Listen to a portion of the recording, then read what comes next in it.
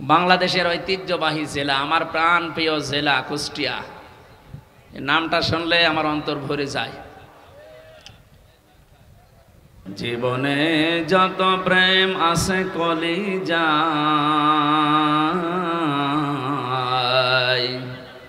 নবীজির তরে সবটুকু দিয়ে দেব তাই। বিনিময়ে শাফাত যদি তার পায়,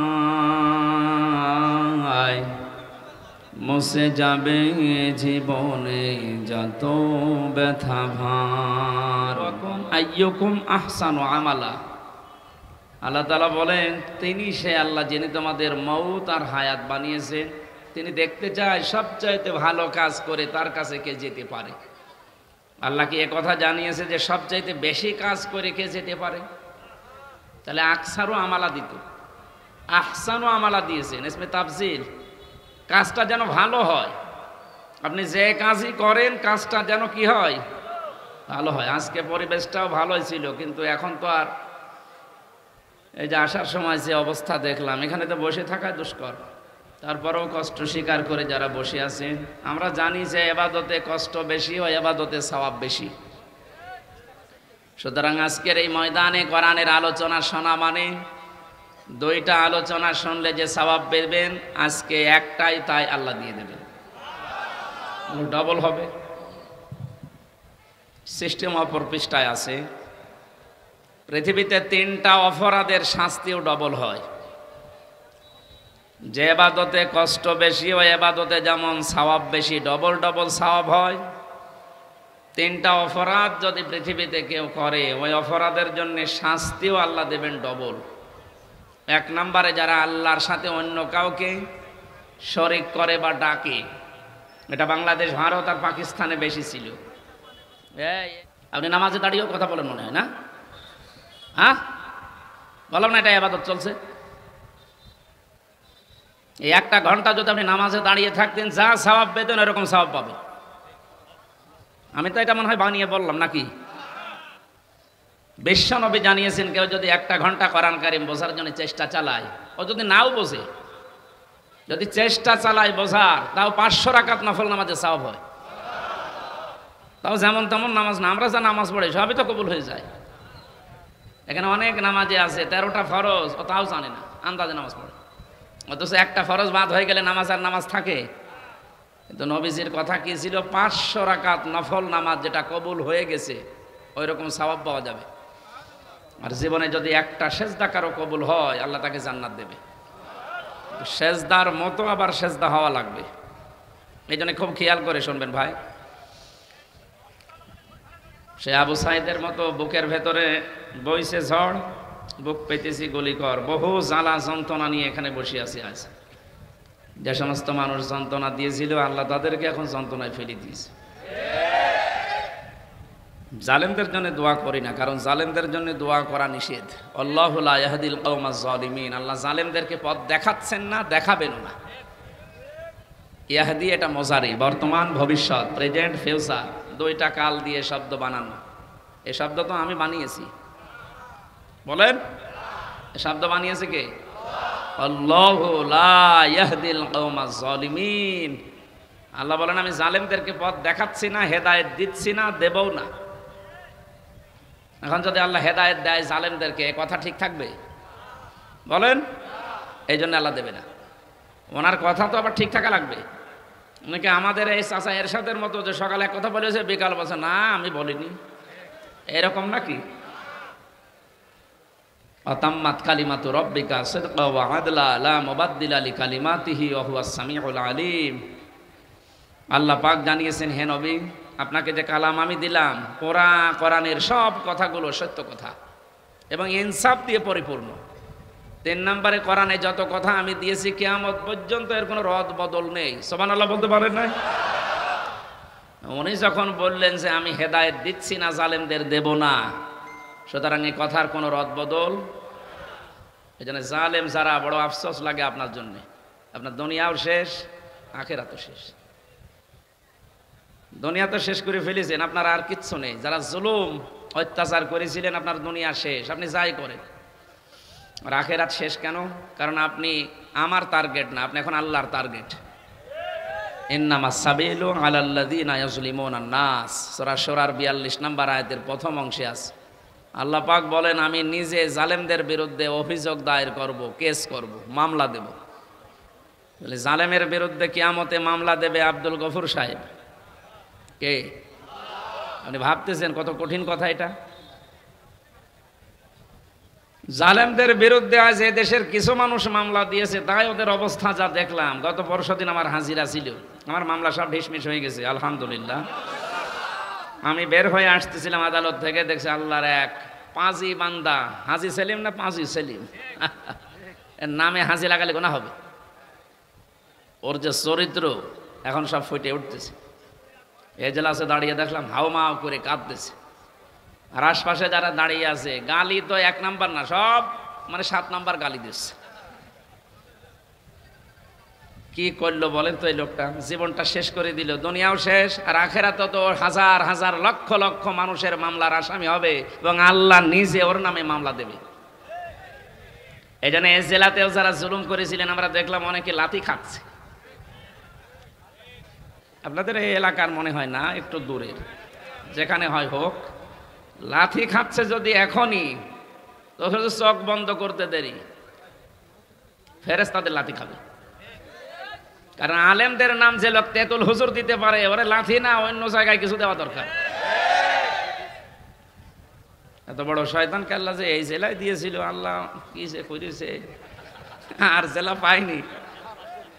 ওর জন্য সারা দেশে যে আমার মুখ ছোট হয়ে যায় না, আপনি ওই জেলার লোক কি করে।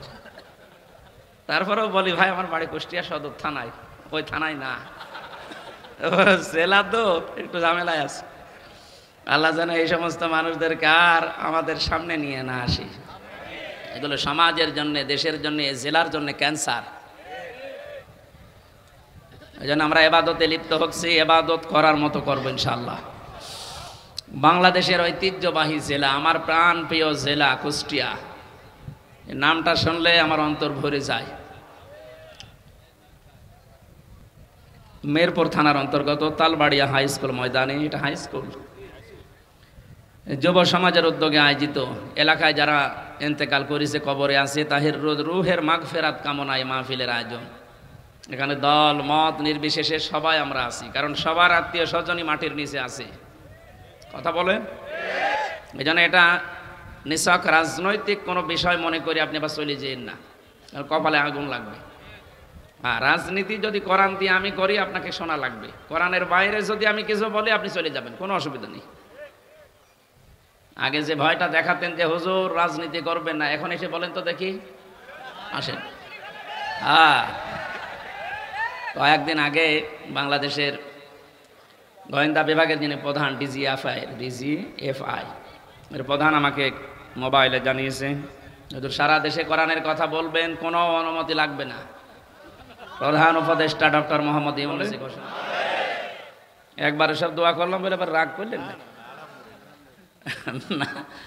মানে অনেক জায়গায় আছে তো। এক শিক্ষক বলছিল ছাত্রকে, এসে এই গোট বানান কর। Sir ABCD EFG HIJK LMN OP QRS T UV WX YZ, কি করলি? এর ভেতরে আছে, আপনি বানান করিয়ে নেন। আমি সব অক্ষর বলে দিয়েছি, আপনি শুধু GOOD বানান করি নেন। তা আমি একবারে দোয়া করেছি কোরআনের আয়াত দিয়ে, ওয়ারাফা'না লাকা যিকরাক। এ মঞ্চে বসা আছেন শ্রদ্ধাভাজন ব্যক্তিবর্গ, অত্র এলাকার বিভিন্ন রাজনৈতিক দলের নেতাকর্মীরা, সামনে বসা তাওহীদি জনতা, পর্দার আড়ালের সম্মানিতা মা এবং বোনেরা, প্রশাসনের ভাইরা, এখন আর বলা লাগছে না কারণ থানা পুড়িয়ে গেছে। কি একটা দুর্বিসন্ধি চলছিল দেখেছেন এই অনুষ্ঠানটা করতে।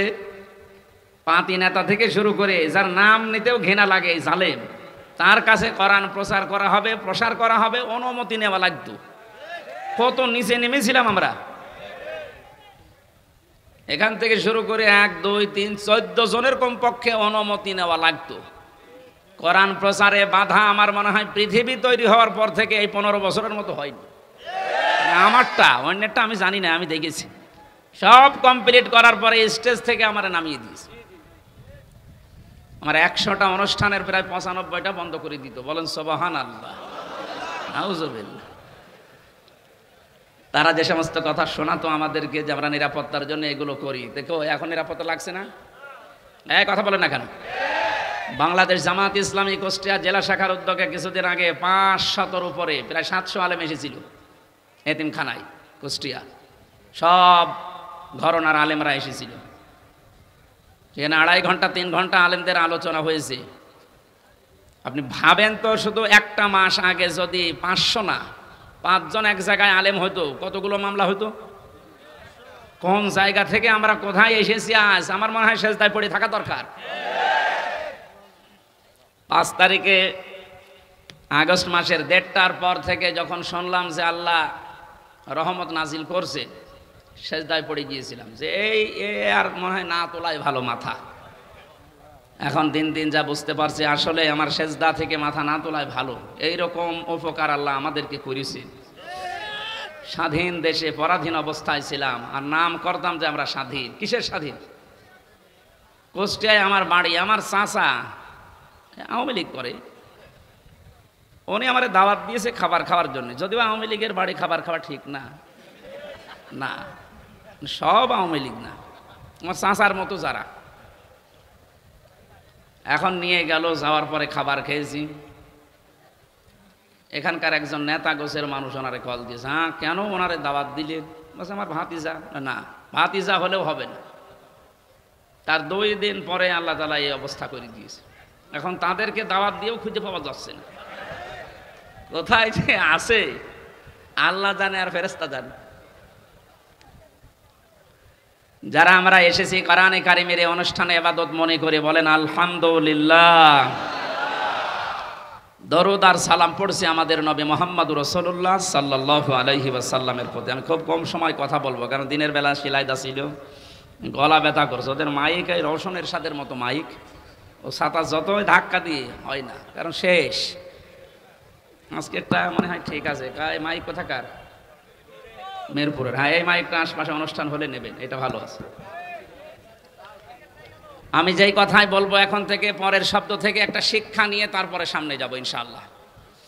আল্লাহ রাব্বুল আলামিন বলেন, ইয়া আইয়ুহাল্লাযীনা আমানু আতিউল্লাহা ওয়া আতিউর রাসূলা ওয়া উলিল আমরি মিনকুম ইলা আখিরি আয়াত। সূরা নিসা 5 নম্বর পারার 6 নম্বর পৃষ্ঠার 9 নম্বর লাইনের 59 নম্বর আয়াতের প্রথম অংশে আছে তাফসিরে ফি জিলালিল কোরআন। কত আলেম এখানে বসে আছে, আপনার যদি একটু সন্দেহ লাগে ওনাকে জিজ্ঞাসা করবেন পরে। আমি যেটা বলছি ওটার সাথে কোরআন এবং বাস্তবতা যদি মিলে যায়, আপনাকে এই মুহূর্তে সিদ্ধান্ত পাল্টিয়ে মেনে নেওয়া লাগবে। আপনি নিজে কোরআন পড়েন না, হামজা বলছে, আপনি মানবেনও না। আপনি কি হয়েছেন? কি আপনি কি লাথি খাবেন? হ্যাঁ, আদালতে প্রবেশ করার সময় যে পুলিশের সামনে ওনারে লাথি দিয়েছিল, পুলিশকে বললাম, ভাই আপনি দেখলেন না কুষ্টিয়ার লোকের লাথি দিল আর আপনি দেখলেন? বলছে করবো কি? যে লোকটা লাথি দিয়ে বেরিয়ে গেল, ওরে ধরতে পারলেন না? ধরবো কি করে? ওরে তো আমি ব্যবস্থা করে দিয়েছি, মার। কারণ জালেমদের বিপক্ষে শুধু মানুষ না, সৃষ্টি জগৎ সব এবং আল্লাহ নিজে। অনেকে মনে করে যে জালেমরা এত কিছু করে, কিছুই তো হয় না। আলা তাহসাবান্নাল্লাহা গাফিলান আম্মা ইয়ামালুজ জালিমুন। সূরা ইব্রাহিমের 42 নম্বর আয়াতের প্রথম অংশে আছে, আল্লাহ পাক বলেন, হে পৃথিবীর মানুষেরা, কি ধারণা করো যে জালেমদের সম্পর্কে আমি কোনো খোঁজ রাখি না, আমি গাফেল? না, ওদেরকে আমি ছাড় দিয়েছি। পৃথিবীর সবচাইতে বেশি তীক্ষ্ণ নজর আমি রাখি জালেমদের উপরে। ওকে ঢিল দেই কেন? ইন্নামা নুওয়াল্লিহিম লিয়াজদাদু ইসমা, যেন ওদের পাপটা পরিপূর্ণ হয়ে যায়। ওয়ালাহুম আযাবুম মুহিন, পাপ পরিপূর্ণ হয়ে গেলে আমি ওকে নিকৃষ্টতম যন্ত্রণাদায়ক অপমানকর শাস্তি দিতে পারবো। এই আয়াতের বাস্তব প্রমাণ আপনি দেখেন, কালামানিক বিসি পর্যন্ত উড়ে গেছে। বিসি উড়ে যায়নি, তার কত অপমান হবে বলেন? একজন বিচারপতি ছিল, তার যদি বিসি উড়ে যায়। এই যে মহিন দিয়েছেন আল্লাহ, আযাব মহিন, অপমানজনক শাস্তি দেব। আমার মনে মনে খুশি আমি এই কারণে যে এই বাংলাদেশে যদি আল্লাহ আর কিচ্ছু না দেখায়, এই লোকটাকে আল্লাহ যা দেখাইলো আমি শান্তি পেয়ে গেছি। হ্যাঁ, সত্যি বলছে, আমি শান্তি পেয়ে গেছি। কারণ এই লোকটা কোরআনে পাখি আল্লামা দেলাওয়ার হোসেন সাইদি রহমতুল্লাহ আলাইহে তার বিরুদ্ধে একা একা সিদ্ধান্ত নিয়েছিল। অন্যগুলো কিন্তু বলতো না, আমরা তো অপরাধ পাই না, কিভাবে? বলে না, দেওয়া লাগবে। আল্লাহ মনে হয় এই কারণে ওরা কলার পাতায় শুয়েছে। মানুষ তো মরে গেলে কলা পাতায় জীবিত অবস্থায় শুয়েছে। এই জন্য জালেমদের সম্পর্কে কিন্তু খুব তীক্ষ্ণ নজর আল্লাহর। কোনো মানুষ যেন জালেম হয়ে যাবেন না। যা বলছি এবার মিলা। আল্লাহ ডাক দিলেন, ইমানদার যদি দাবি করো, এখানে অন্তত যারা আমরা আছি ৯৬% যেহেতু মুসলমান এই দেশে, আমরা অন্তত নামে হলো আমরা এখন ইমানদার, কামে না হলেও নামে যারা ইমানদার, আল্লাহর ডাকটা দেখেছেন, ইয়া আইয়ুহাল্লাযীনা আমানু। ৮৯ জায়গায় আছে এই শব্দটা কোরআনে। আল্লাহ রাব্বুল আলামিন যখন এমনি দুনিয়ার মানুষকে ডাক দেন, তখন বলেন ইয়া আইয়ুহান নাস বা ইয়া আইয়ুহাল ইনসান, হে পৃথিবীর মানব মণ্ডলী। শুধুমাত্র যখন ইমানদারকে ডাক দেওয়ার ইচ্ছা করেন, তখন তার হাত, কুদরতের হাত উঁচা করে মহব্বত নিয়ে বলেন ইয়া আইয়ুহাল্লাযীনা আমানু। আমি অনেক ভালোবাসি তোদের, আমার কথাটা শোন। আতিউল্লাহ, আমি আল্লাহর ইতাআত কর। আতিউর রাসূল, আমি রাসূলের, আমার রাসূলের আনুগত্য কর। শব্দের দিকে খেয়াল করেছেন? এই যে আতিউ, এই শব্দটা আল্লাহ নিজের নামে, রাসূলের নামে 2 জায়গায় দিয়েছেন। এটা ফেল, এটা ভার্ব, এটা ক্রিয়া। উলিল আমরি মিনকুমের আগে আল্লাহ আতিউ দেননি। আমি যত তাফসীর মিলিয়েছি, মুফাসসিরিন ইকরাম জানাতে চেয়েছেন, সবাই এক বাক্যে একভাবেই মত দিয়েছেন, আল্লাহ রাসূলের আনুগত্য করা লাগবে, কোনো প্রশ্ন করা যাবে না, আপনার বুঝে আসুক বা না আসুক। কিন্তু উলিল আমরি মিনকুম দেওয়ার আগে কেন আতিউ দিলেন না? কিয়ামত পর্যন্ত তো রাসূলুল্লাহ দুনিয়ায় থাকবেন না, তো উলিল আমর আসবে। নেতৃত্ব দেওয়ার মানুষগুলো একটা একটা করে আসতেই থাকবে। এটাকে যদি কেউ মেনে চলতে চায়, মাস্ট বে, তাকে দেখা লাগবে আগে বর্ণিত আল্লাহ রাসূলের গুণাগুণ এই লোকটার ভেতরে পাওয়া যায় কিনা। আল্লাহ রাসূলের অনুসরণ যদি ওই লোকটার ভেতরে পাওয়া যায়, আপনাকে মাস্ট বি মেনে নেওয়া লাগবে তাকে। আল্লাহ রাসূলকে মানা যেমন ফরজ, উলিল আমরকেও মেনে নেওয়া ওই সময় ওই রকম ফরজ। কিন্তু শর্তটা এই, দেখতে হবে লোকটা আল্লাহ রাসূলকে মেনে চলে কিনা। প্রাণ প্রিয় কুষ্টিয়াবাসী, একটু নিজের সাথে মিলাবেন। এবার সামনে যেটা আসতেছে, এটা অনেকে দুনিয়ার বিষয় বলে রাজনীতি মনে করে এড়িয়ে যেতে চান না। এটা দুনিয়ার বিষয় না, এটা আখিরাতের সাথে সম্পর্কিত। আমি কোরআনের চোখ, হাদিসের চোখ লাগিয়ে দেখতে পাচ্ছি, এটার দ্বারা হাজারো মানুষ জাহান্নামী হয়ে যাচ্ছে। আজকে সেলাইদাতে আমি দ্বিতীয় পয়েন্টটা বলেছিলাম, কিয়ামতে আল্লাহ বিচার ব্যবস্থা যখন আরম্ভ করবেন, প্রথম ধাপ, দ্বিতীয় ধাপ। প্রথম ধাপে একা একা ডাকবেন, দ্বিতীয় ধাপে যখন ডাকবেন আল্লাহ, তখন আর একা ডাকবেন না।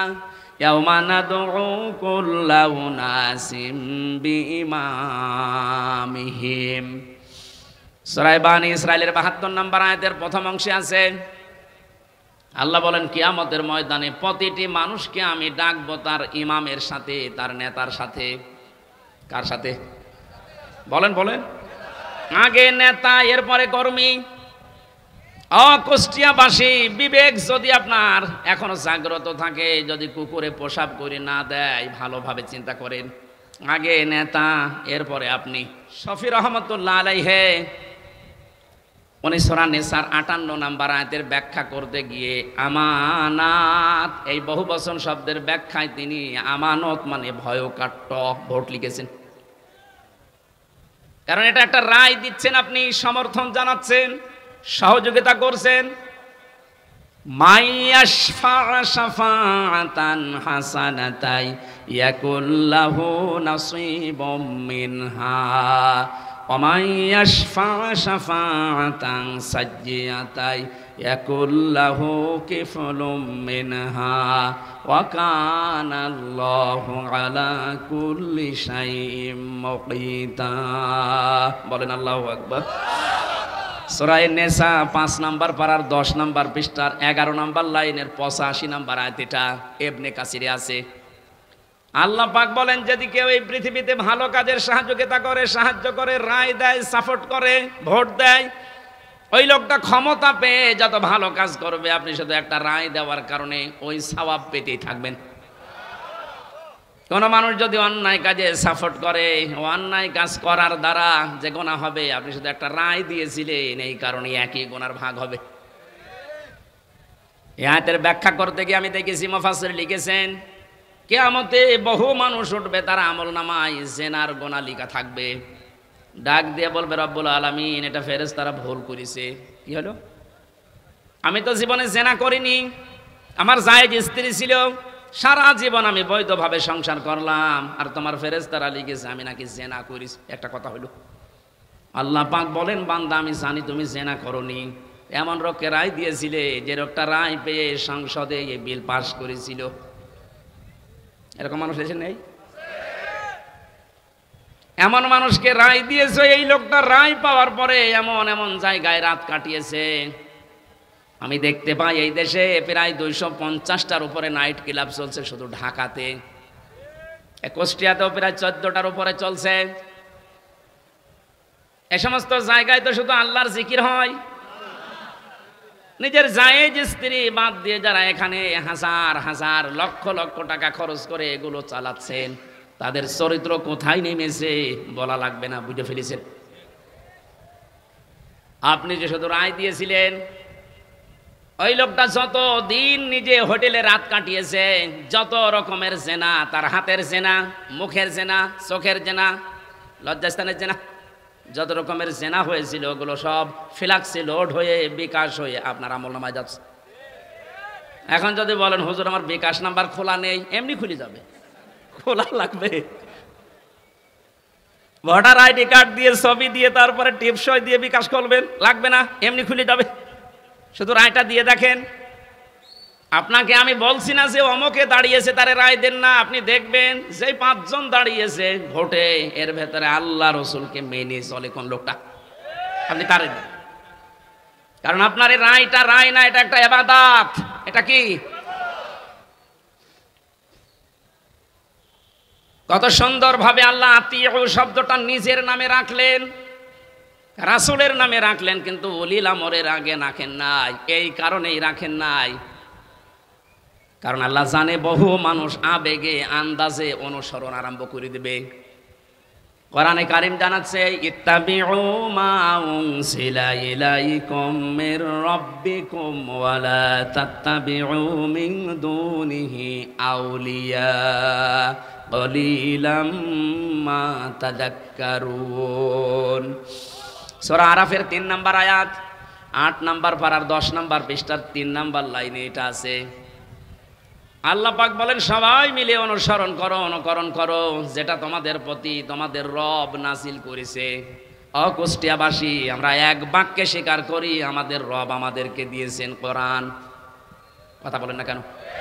কোনো সন্দেহ আছে এর ভেতরে? তাহলে অনুসরণ করা লাগবে একা একা না, সবাই মিলে। ইত্তাবিউ বহুবচন, এই জন্যই তো আহ্বান জানাচ্ছি।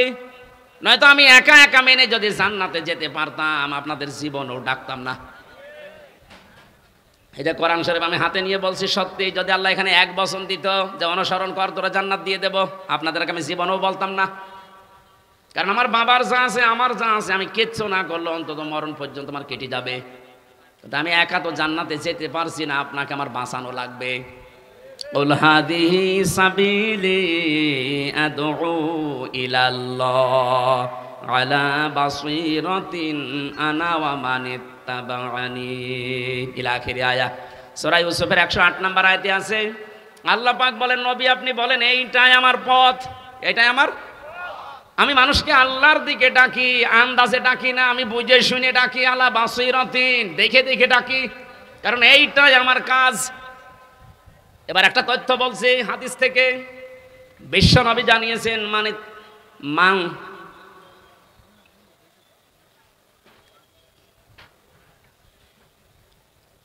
অমাং দাগা ইলাইহি হাদা। এখানে আরবি গ্রামার যারা বসে ওদেরকে জিজ্ঞাসা করেন, দাগা এক আলিফ টান আছে। অমাং দাগা ইলাইহি হাদা, কেউ যদি কোরআন দিয়ে মানুষকে ডাকে আল্লাহ নিজে তাকে হেদায়েতের উপরে রাখে। আমি এমনিতে ঝুঁকিপূর্ণ পথ বেছে নেইনি।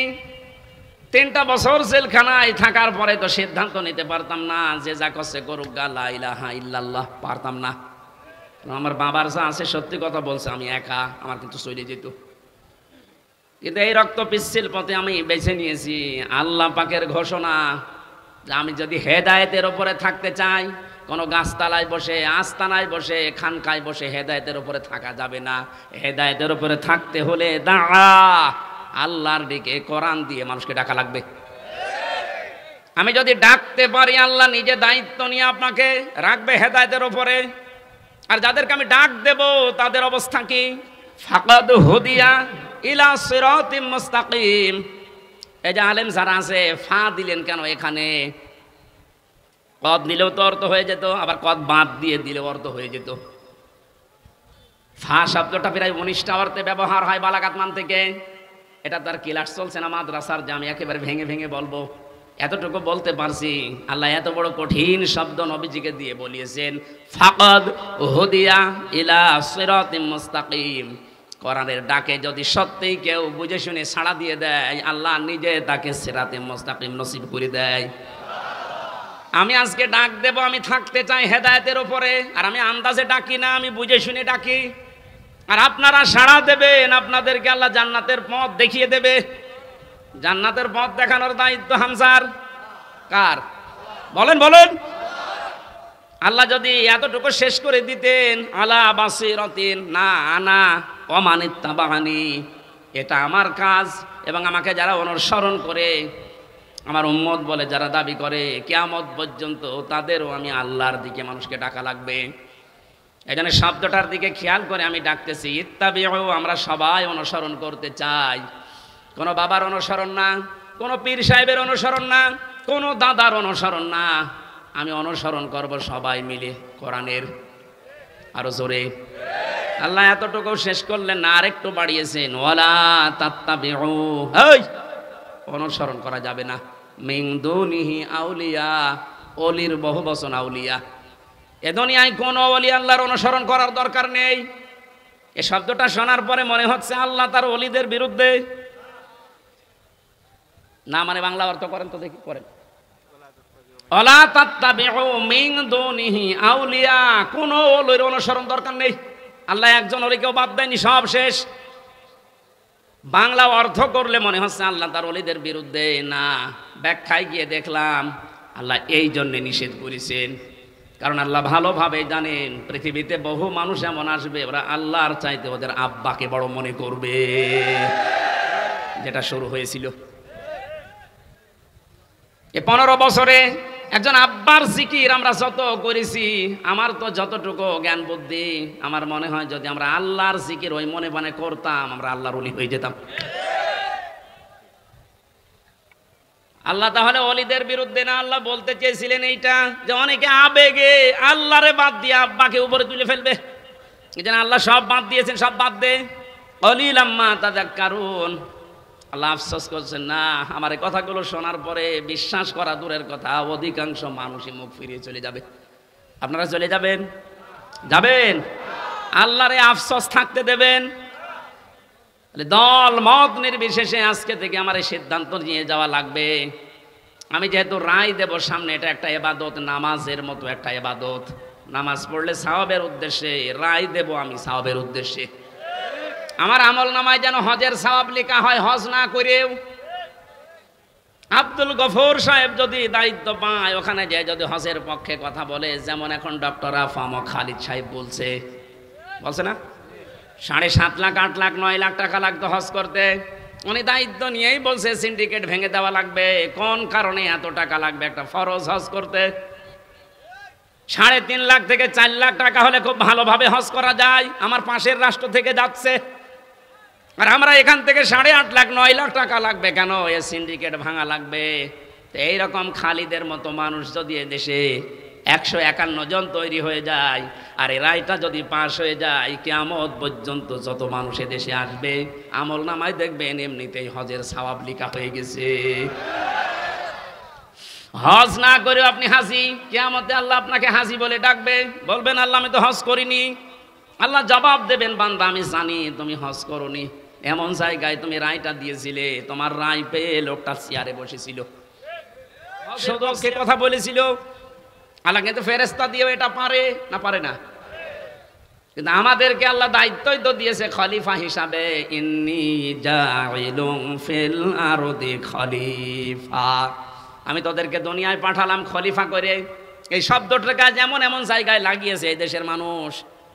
আমরা অনেকে খলিফা মনে করি যারা কাপড় চোপড় সেলাই করে, দর্জি, ওটা খলিফা। এমনকি বাংলাদেশের এমনও জেলা আছে যেখানে চুল কেটে দেয় যারা, তাদেরকে খলিফা বলে। এমনও জায়গায় এদেশে আছে যারা ওই যে ছোট ঠ্যাং কেটে দেয়, খতনা করে দেয় না, হাসাম না, ওরা বলে খলিফা। আপনি বুঝেছেন কোথায় নিয়ে গেছে শব্দটা? অথচ খলিফা শব্দটা আল্লাহ নির্বাচিত করে পাঠিয়েছেন। ইন্নী, অবশ্যই আমি, জাইলুম ফিল আরদি খলিফা, আমি জমিনে খলিফা পাঠাবো। কোন জায়গায়? এই জবাব দেবেন, কোন জায়গায়? আল্লাহকে এখানে বলেছেন ইন্নী জাইলুম ফিল খানকা খলিফা। এখন তো খানকায় গেলেই মানুষ খলিফা হয়ে যাচ্ছে। কিসের খলিফা আপনি? খানকায় গেলে খলিফা হবে কথা কোরআনে হাদিসে কোন জায়গায় আছে দেখান? আল্লাহ বলেন জমিনে খলিফা পাঠিয়েছি। ইন্নী জাইলুম ফিল মাসাজিদি খলিফা, মসজিদে খলিফা পাঠাবো। তাহলে কিছু জিকির আজগার করলে আপনি মাপ পেয়ে যেতেন। যদি বলতেন ইন্নী জাইলুম ফিল মাদারিসি খলিফা, মসজিদে মাদ্রাসায় খলিফা পাঠাবো, তাহলে সায়েম বিল্লাহর মতো একটা মাদ্রাসা করে কিছু ছেলে মেয়েকে পড়ালে আপনি মাপ পেয়ে যেতেন। আল্লাহ কিন্তু শব্দটা দিয়েছেন ইন্নী জাইলুম ফিল আরদি। কোথায়? ফিল আরদি, জমিনে। এই জমিনে আজ আমরা যেহেতু এই দায়িত্বটা পালন করি না, আমরা কেউ খানকায়, কেউ গাছতলায়, কেউ মসজিদে, কেউ মাদ্রাসায়, কেউ দরবারে, জমিনটা জালেমরা ফাঁকা পেয়েছিল, 180 মাইল বেগে চালাচ্ছিল। আমার কথার অর্থ যদি না বোঝার ভান করে থাকেন, এদিকে আসেন, আসেন, ঝড়ে কোদাল দিয়ে বোঝাচ্ছে আপনার। জমিনটা ফাঁকা পেয়েছিল না, যা মনে লেগেছে তাই করেছে। যেহেতু আল্লাহর খলিফা আমরা, কেউ জমিনে নেই, কেউ ঢুকে গেছি আস্তানায়, কেউ দরবারে, কেউ মাদ্রাসায়, জমিনটা ফাঁকা পেয়ে মন মতো ওরা চালিয়েছে। এখন আর না, আমরা বুঝে ফেলেছি আল্লাহ আমাদেরকে পাঠিয়েছে ফিল আরদি। কোথায়? আরো জোরে, আরো জোরে। সুতরাং জমিনে থাকতে রাজি আছি আমরা।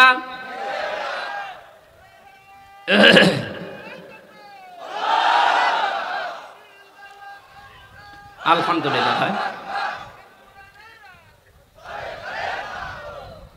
এতক্ষণ পর্যন্ত যা বলছি তার সামারাইজ এইটা। এমন মানুষকে আমরা রায় দেব, ভোট দেব, তার পেছনে থাকবো, যেই মানুষটা আল্লাহ রসুলকে মেনে চলে। সে জামাত ইসলাম হওয়া লাগবে, চরমনায় হওয়া লাগবে, শর্ত না। দেখবেন এই লোকটা আল্লাহ রসুলকে মেনে চলে কিনা। আর যার চেহারা দেখলে আল্লাহর আগেই রাগ হয়ে যাবে কি? কারণ আপনাকে তো আল্লাহ বিচারের জন্য ডাকবেন একা একা না, ডাকবেন কয়জন করে? নেতা সাহাব, নেতা আগে কর্মী পরে। এমন নেতার পেছনে থাকেন যারা দেখলে মানুষ লাথি দিচ্ছে, আল্লাহ লাথি দেবে। কথা বলেন এখন, আপনার বিবেকে কি বলে বলেন? এখন আমি অন্য জেলার কথা বাদ দিলাম, এই জেলায় যারা দায়িত্বে ছিল এদেরকে যদি আপনি সামনে রাখেন, পেছনে আপনি, ওর যে চেহারা, চরিত্রের কথা তো বাদই দিলাম, ওর যে চেহারা, সিরাত সরাত নবীজির কোনটা আছে ওর ভেতরে, পরে সামনে দিয়ে আপনি পেছনে, কি মনে হচ্ছে আপনার কাছে? আল্লাহ ওর দিকে তাকালে আপনার পর্যন্ত যাবে। ওর দিকে তাকিয়েই তো আল্লাহ বুঝবে যে এর সরাত সিরাতের ভেতরে বাইরে তো সবই আল্লাহর জানা। তখন বলবে ওর পেছনে যেটা আছে আরো 2 নাম্বার। কথা বলেন না কেন? দেখলেন, ও নিজেই বলছে ঠিক, যে যার পেছনে আছে ওরে যদি সামনে রাখি আল্লাহ মাফ করবে না। ওর ধরা খাবে না? আপনি তো ধরা খেয়ে বসে আছেন, এখনো বলছে ঠিক। আশা করছে আপনার বিবেক খুলবে। এরপরও যদি কেউ ফিরে না আসে, আমার মনে হয় ওর বিবেকের ওপরে তালা লাগানো আর কুকুরে পেশাব করে জং ধরে গেছে। আল্লাহ আমাদের হেফাজত করুন, আমিন। আমি এত নিচু কথা বলতাম না, এই উদাহরণটা দিলাম আপনাদের জন্য, আপনার বিবেকে তালা যেন খুলে যায়। আমরা কোরআনে কারিম থেকে সূরা তাওবার 119 নম্বর একটা মাত্র আয়াত পড়েছি, আমি ব্যাখ্যা করতে পারিনি ওখানে, এই জন্য বলেছিলাম যে এখানে ব্যাখ্যাটা যতটুকু পারি করব। এই শব্দটা নিয়ে বিশেষ করে এ বাংলাদেশ, ভারত আর পাকিস্তানে আমি বহু জায়গায় গেলাম, দেখলাম ভেজাল চলছে। বিশেষ করে এই আয়াতটা নিয়ে সমস্যা বেশি। আয়াতের সমস্যা না, ব্যাখ্যা করতে গিয়ে যে যেই দিকে আছে ওই দিকে টেনে টেনে কথা বলে। আমরা ওই রকম করব না, আমরা দেখবো আল্লাহ কি বলেছে, রাসূল কি করেছে, আয়াতের ব্যাখ্যা, সাহাবায়ে কেরাম কি ব্যাখ্যা দিয়েছে। আমি যেহেতু এগুলো পড়েছি এই জন্য আমি ডেলিভারি দিচ্ছি, শোনেন। আল্লাহ পাক জানিয়েছেন, ইয়া আইয়ুহাল্লাযীনা আমানুত্তাকুল্লাহা ওয়া কুনু মা'আস সাদিকিন। ও হে যারা ঈমানের দাবি করো, আমি আল্লাহকে ভয় করো, এই দুনিয়াতে যারা সত্যবাদী তাদের সঙ্গী সাথী হয়ে যাও, তাদের সাথে থাকো। তিনটা বিষয় এই আয়াতের ভেতরে আমরা পেয়েছি। এক নম্বরে আল্লাহর ডাক ছিল ঈমানদারকে। কাকে? প্রশ্ন আসতে পারে, আমি তো ঈমানদার আছি না। মুসলমানের ঘরে আসলেই তার ঈমানদার বলবেন হবে না, দেখতে হবে আপনার ঈমান আছে কিনা। কোরআনে কারিমে আল্লাহ যতবার ঈমানের কথা জানিয়েছেন আমি প্রত্যেকবার দেখেছি, তোমরা যারা ঈমান পেয়েছো তারা শোনো, এ কথা নেই। আল্লাহ বলেছেন তোমরা যারা ঈমান এনেছো তারা শোনো। আমরা কি ঈমান এনেছি না পেয়েছি? হ্যাঁ, না না না, আমরা তো পেয়েছি, আমরা ঈমান আনতে পারি না এখনো। ঈমান এনেছিল হযরতে বেলাল, ঈমান এনেছিল হযরত খাব্বাব। তাকান তাদের জীবনের দিকে, ঈমান আনার কারণে কি গেছে তাদের উপর দিয়ে। হযরতে সুমাইয়া ঈমান এনেছিল তারা, আর আমরা ঈমান পেয়েছি। আমরা ঈমান কি করেছি? এই জন্য আমাদের ঈমান আনতে হবে। আমি খুব অল্প কথায় বলছি, আপনার ঈমান এবার আপনি আনলেন, মনে করেন লা ইলাহা ইল্লাল্লাহু মুহাম্মাদুর রাসূলুল্লাহ, ঈমান এনেছেন। ঈমান আনার পরে ঈমান আছে কিনা নাকি চলে গেল?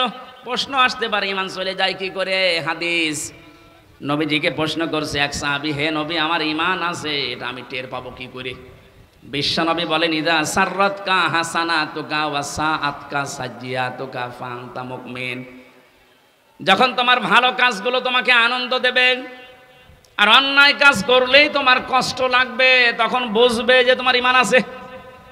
ও বাংলার মুসলমানেরা, এ দেশে ভালো কাজ সবার কাছে ভালো লাগে না, অন্যায় কাজ সবার কাছে অন্যায় লাগে, কষ্ট লাগে না, লাগে না।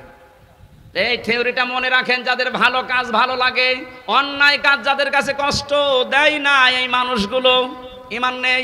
ও যত বড় জুব্বা গায়ে দিক না কেন, এই যে কোরআনে কারিম প্রচার করা, এটা ভালো কাজ না মন্দ কাজ? এই ভালো কাজেও সবাই কি খুশি? না না, সবাই খুশি না। যারা এই ভালো কাজে খুশি হয়েছেন, আপনি মনে মনে ভাবতে পারেন যে আপনি অন্তত আর যাই থাক আপনার ঈমান আছে। আর ভালো কাজ দেখার পরে যদি কারো ভালো না লাগে আর কষ্ট লাগে, সে নামাজ পড়তে পারে, রোজা রাখতে পারে, জুব্বা গায়ে দিতে পারে, ওর ঈমান নেই, ওইটা বেঈমান। এই জন্য আমাদের ঈমান আছে কিনা আর কারো কাছে জিজ্ঞাসা করা লাগবে না, আপনি নিজে এখন যথেষ্ট। ইত্তাকুল্লাহ, আমি আল্লাহকে ভয় করো। আল্লাহর ভয়, এই শব্দের যতগুলো ব্যাখ্যা আমি পড়েছি, উত্তম ব্যাখ্যা হচ্ছে যেখানে যেই দায়িত্ব যে পাবে ওই বিষয়ের উপরে জ্ঞান অর্জন করার মাধ্যমে প্রশিক্ষণ নিয়ে ওই কাজটা পরিপূর্ণ করার নাম, আঞ্জাম দেওয়ার নাম তাকওয়া। এই সমস্যা কি? ভেজা বলে কষ্ট হচ্ছে? বৃষ্টি পড়ছে, এখানে তো 9টা ব্যাখ্যা ছিল তাকওয়া শব্দের, বৃষ্টি তো সমস্যা হয়ে যাবে দেখছি। আকুনু মা'আস সাদিকিন। ঈমান আনলে এখানে 9টা পয়েন্ট পেয়েছিলাম আমরা। কোনো মানুষ যদি ঈমান আনার পরে তাকওয়া অবলম্বন করে, মহান আল্লাহ তাকে দুনিয়ায় 9টা, আখিরাতে 27টা উপকার করবেন বলে কোরআনে ঘোষণা দিয়েছেন। বলেন সুবহানাল্লাহ। তাকওয়ার যে ব্যাখ্যা এতদিন পর্যন্ত শুনেছি যে আল্লাহর ভয় এটা কি, আসলে তাকওয়ার আসল ব্যাখ্যা এখন আমার কাছে এইটা মনে হচ্ছে, যতগুলো আছে হ্যাঁ আছে, আমার কাছে এইটা মনে হয় যে যেখানে যেই কাজ করবে ওই কাজের প্রশিক্ষণ নিয়ে, শিক্ষা নিয়ে, প্রশিক্ষণ এবং শিক্ষা দুইটাই থাকা লাগবে ওই কাজের উপরে, এরপরে ওই কাজটা সুচারুরূপে যে আঞ্জাম দিতে পারে এই লোকটা তাকওয়াবান। বাংলাদেশ আজ এইটা ছিল না, কারণ তাকওয়া যদি কেউ অবলম্বন করে ঈমান আনার পরে আসমান জমিনের যত বরকতের দরজা সব আল্লাহর খুলে দেওয়ার কথা ছিল কোরআনে, আমরা দেখতে পেলাম আর বরকতের দরজাগুলো সব বন্ধ হয়ে যাচ্ছে আস্তে আস্তে। একটাই কারণ, আমরা তাকওয়া অর্জন করতে পারি নাই ঈমান অনুযায়ী। যেখানে যেই লোকটা উপযুক্ত তাকে সেই জায়গায় না দিয়ে এমন লোককে সে চেয়ারে বসিয়েছে, চেয়ারের পর্যন্ত অপমান হয়। এই লোকটা সারা জীবন পড়েছে আইন নিয়ে, তারা আইনের পক্ষে না বসিয়ে আইনের চেয়ার না দিয়ে দিয়েছে কৃষির চেয়ার। সে কি বুঝবে বিষয়ে? তারও বিষয়ে লেখাপড়া নেই, শিক্ষা নেই, প্রশিক্ষণ নেই। ও যদি কিছু ফতোয়া দেয়, কোনো মাসলা মাসাইল দেয়, সব দেবে আন্দাজে। এই জন্য আমরা পিছিয়ে যাচ্ছিলাম। বাইরের দেশগুলোতে আমি যতটুকু ঘুরেছি, এই যে সিঙ্গাপুর, মালয়েশিয়া, থাইল্যান্ড, যতগুলো দেশ ঘুরে আসলাম, ওখানে দেখেছি ওরা আজ উন্নত হচ্ছে এই কারণে যে যেই বিষয়ে পারদর্শী তাকে ওই বিষয়ের উপর এগিয়ে দেয়। আপনার 4টা ছেলে আছে, এক একটা ছেলে এক এক লাইন, ওই লাইনের জ্ঞান অর্জন করে যোগ্যতা নিয়ে প্রশিক্ষণ নিয়ে ওই লাইনটাও উপকার করবে, পৃথিবীতে ফোকাস দেবে। অথচ পারে না ওই বিষয়ে, জোর করে তাকে ঠেলা দেবেন, কিছুদিন পরে এমন জায়গায় পড়বে আর খাতে থেকে উঠতে পারবে না। আমাদের দেশের সিস্টেমগুলো আজ পাল্টানো দরকার।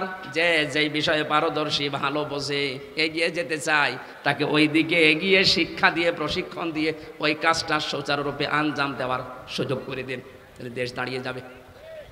এটা দিয়ে দেয়নি আমরা, এই কারণে দরবেশ, এই কারণে দরবেশ, এটা আমরা দিতে পারিনি। ওর যে সুরাত আর সিরাত পুরাটাই পাল্টিয়ে গেছে। আমার মনে হয় আজরাইল ফেরেশতা ওরে চিন্তা পারতো না। হ্যাঁ,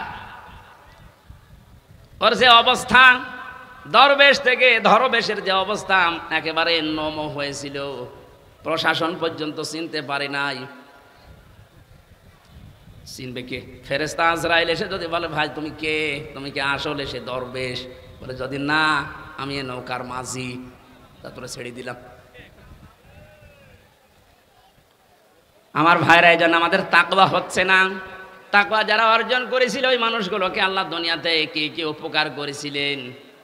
কোরআনে কারীম বলেছে এই পৃথিবীতে কেউ যদি তাকওয়া অর্জন করতে পারে, ওই মানুষ যদি বিপদেও পড়ে এমন জায়গা থেকে আল্লাহ তাকে সাহায্য পাঠাবে, লোকটার ধারণাও ছিল না যে এখান থেকে সাহায্য আসতে পারে।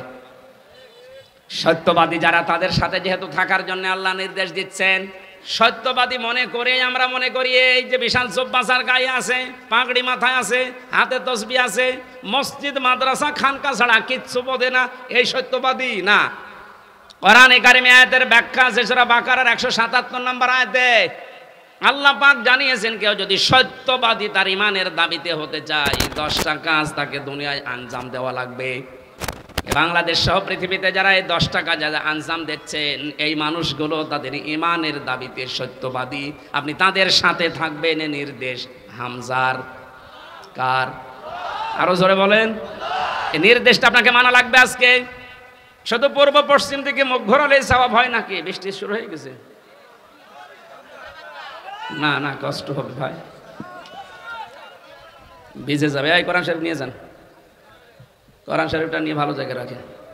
সুবহানাল্লাহ, আলহামদুলিল্লাহ। আমার এই যে কয়েকদিন পরে, আজকে কয় তারিখ?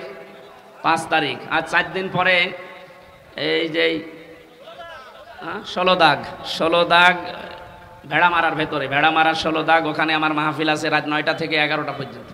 ওখানে যাবেন, আমি 9টায় থাকবো। এই যে মইনুল ভাই আছে, উনিও থাকবেন। পরিবেশ এখন কি হবে বলতে পারছি না, কারণ এখন মাহফিলের সময় না। এই 14-15টা জেলায় যারা দায়িত্বে ছিল আমার ঢুকতেই দেয়নি। এই জন্য ডেটগুলো সব আমি দিয়েছিলাম চট্টগ্রাম, সিলেট, ওই সমস্ত বিভাগে।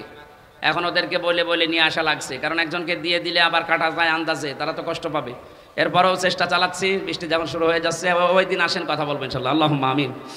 লা ইলাহা ইল্লা আনতা সুবহানাকা ইন্নী কুনতু মিনাজ জালিমিন। ও মাবুদ, আমার প্রাণ প্রিয় ছেলে, এই কুষ্টিয়ার মানুষগুলো কোরআনের জন্য যেমন পাগল হয়েছে, এদেরকে তুমি কোরআনের শাসন দিয়ে ধন্য করো। এ মাহফিলের আয়োজন করতে গিয়ে তোমার যে বান্দারা শ্রম দিয়েছে, এদের শ্রমগুলো কবুল করে নাও। শাহ মোহাম্মদ সাইম বিল্লাহ সহ যত মানুষ এই মাহফিলের জন্য এসেছে, যে যেইভাবে সহযোগিতা করেছে, আল্লাহ তাদের সাহায্য সহযোগিতা কবুল করে নাও। মাহফিলের সম্মানিত সভাপতি আলহাজ আব্দুল গফুর, আল্লাহ তুমি আমাদেরকে তার অভিভাবকত্ব কবুল করে নাও। আমরা দেখতে চাই এরকম মানুষগুলো যেন এই দেশের মানুষের অভিভাবক হয়। আল্লাহ তুমি সাহায্য করো। মা বোনদেরকে পর্দায় থাকার তৌফিক দাও। তাদের পেটে আল্লাহ তুমি হাসান হোসাইনের মতো সন্তান দান করো। রোগ শোক থেকে আমাদেরকে বাঁচাও। কুষ্টিয়ার মাটির নিচে যত মানুষ ঘুমিয়ে আছে, কোরআনের ইজ্জতে মাফ করে দাও। কখন কার কাছে আজরাইল আসে জানি না, যখনই আসবে যেন শেষ কথা এটা বলতে পারি, লা ইলাহা ইল্লাল্লাহু মুহাম্মাদুর রাসূলুল্লাহ।